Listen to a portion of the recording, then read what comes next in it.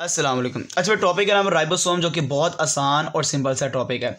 Ribosome basically tiny granular structure है। एक छोटे छोटे स्ट्रक्चर होते हैं, आप उनको राइबोसोम का नाम देते हैं सेल के अंदर। इसको सबसे पहले ऑब्जर्व करने वाला, बताने वाला प्लाट साइंटिस्ट था 1953 को, और कहा कि नॉन मेम्ब्रेनस ऑर्गेनेली है, इसके ऊपर मेम्ब्रेन नहीं होती, और ये आपको प्रोकैरियोटिक यूकैरियोटिक दोनों सेल में नजर आता है। पर याद रखना, सिर्फ आरबीसी सेल है, यूकैरियोटिक सेल इसके अंदर आपको नजर नहीं आता राइबोसोम। ठीक है, राइबोसोम आरबीसी सेल के अंदर मौजूद नहीं होता। ये इतना छोटा ऑर्गेनेली है, स्मॉलेस्ट सेल ऑर्गेनेल, के इसको नाम देते हैं कि organelle with in an organelle. Organelle के अंदर जो ऑर्गेनेली मौजूद होता है ना, वो बेसिकली राइबोसोम है। मतलब कि आपको पता माइटोकॉन्ड्रिया एक ऑर्गेनेली है, और माइटोकॉन्ड्रिया के अंदर भी क्या मौजूद है? राइबोसोम मौजूद है। तो माइटोकॉन्ड्रिया ऑर्गेनेली, राइबोसोम उसके अंदर मौजूद है, वो भी ऑर्गेनेली। तो organelle with in an organelle, अगर किसी को ये क्रेडिट जाता है तो बेटा उसका नाम क्या? राइबोसोम्स है। ये दो चीजों से मिलकर बनता है, प्रोटीन्स और राइबोसोमल आरएनए। ये दोनों को मिलाओ तो राइबोसोम बनता है, और इन दोनों की वजह से इसका नाम है राइबोन्यूक्लियोप्रोटीन है।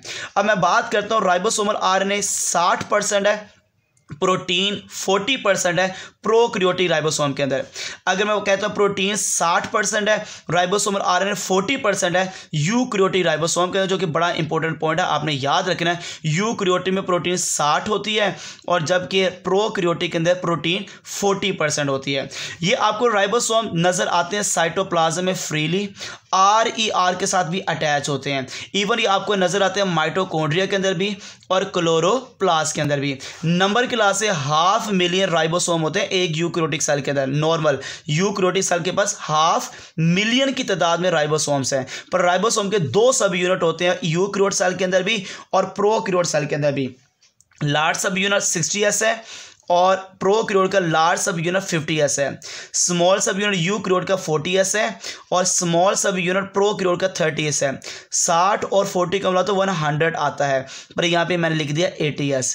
50 और 30 को मिला तो 80S आता है, पर मैंने 70S लिख दिया। जब ये दोनों आपस में जुड़ते हैं तो छुपा हुआ हिस्सा जो हाइड है वो काउंट नहीं होगा, जो नजर आएगा तो इसलिए वो 80S है। 20S हाइड है, वो काउंट नहीं होगा। यहाँ पे जब आपस में मिलाए तो 70S है, 10S हाइड है, वो काउंट नहीं होगा। ये दोनों सब यूनिट को जोड़ने वाला, दोनों को आपस में अटैच करने वाला एक मैग्नीशियम आयन हो सकता है, या सॉल्ट बॉन्ड होता है। ये जो सॉल्ट बॉन्ड है ना, ये बेसिकली किसके दरमियान होता है? एक सब यूनिट का फॉस्फेट ग्रुप का और राइबोसोमल आरएनए, और दूसरे सब यूनिट का amino group of amino acid. मतलब एक का फॉस्फेट और एक का अमाइनो ग्रुप जब आपस में बॉन्ड बनाते हैं तो बेटा इस बॉन्ड की मदद से ये दो सब यूनिट आपस में जुड़ जाते हैं। मतलब एक सब यूनिट का फॉस्फेट ग्रुप, एक सब यूनिट का अमाइनो ग्रुप आपस में बॉन्ड बनाएंगे, और बॉन्ड कौन सा होगा? सॉल्ट बॉन्ड होगा, जो कि इन दोनों को आपस में अटैच कर देगा। ये जो एस है ना, एस बेसिकली साइंटिस्ट का नाम है, उसने अपने नाम से इसका यूनिट रख दिया स्वेटबर्ग यूनिट।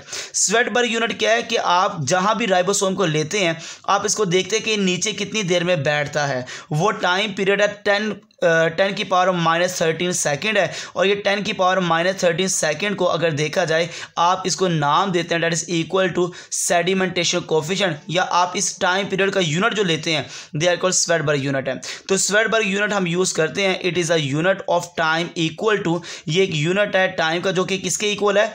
10 की ताकत -13 सेकेंड के लिहाज से। तो ये 10 की ताकत -13 सेकेंड जो टाइम का यूनिट है, इसके लिए बेटा हम यूज़ करते हैं एक नाम स्वेटबर्ग यूनिट, जो बेसिकली साइंटिस्ट का नाम है, जो कि साइंटिस्ट ने खुद बताया तो उसने अपने नाम से रख दिया। पॉलीसोम क्या होता है ये आपको बताता चलो, कि जब भी ये मैसेंजर आरएनए इंफॉर्मेशन लेकर आता है कि इस तरह की प्रोटीन बनाई जाए, जब वो प्रोटीन की इंफॉर्मेशन लेकर आता है तो इसके साथ राइबोसोम अटैच हो जाते हैं। जब काफ़ी राइबोसोम, मैनी राइबोसोम अटैच होते हैं मैसेंजर आरएनए के साथ, तो बड़ा फिर जो स्ट्रक्चर बनता है, आप इसको पॉलीसोम का नाम देते हैं या पॉली राइबोसोम का नाम देते हैं। ये आपको मैं बता दूं कि राइबोसोम का सबसे बड़ा काम है, ये फैक्ट्री या प्रोटीन को बनाने के लिए, या इंजन ऑफ सेल है। मतलब कि प्रोटीन की बनाने की जिम्मेदारी सारी की सारी किसके पास है, राइबोसोम के पास है। पर राइबोसोम खुद बनता है न्यूक्लियोलस के अंदर, मतलब साइट ऑफ सिंथेसिस राइबोसोम कहाँ पे है, न्यूक्लियोलस। न्यूक्लियोलस से न्यूक्लियस में जाएगा, न्यूक्लियस से न्यूक्लियर पोर्ट पे जाएगा और न्यूक्लियर पोर्ट से साइटोप्लाज्म में चला जाएगा। वहाँ पे राइबोसोम किसको बनाएगा, प्रोटीन को। ये सारी सिंथेसिस मैंने बता दी प्रोटीन की कहाँ पर होती है और राइबोसोम की कहाँ पे होती है। जज़ाकल्लाहुल खैर।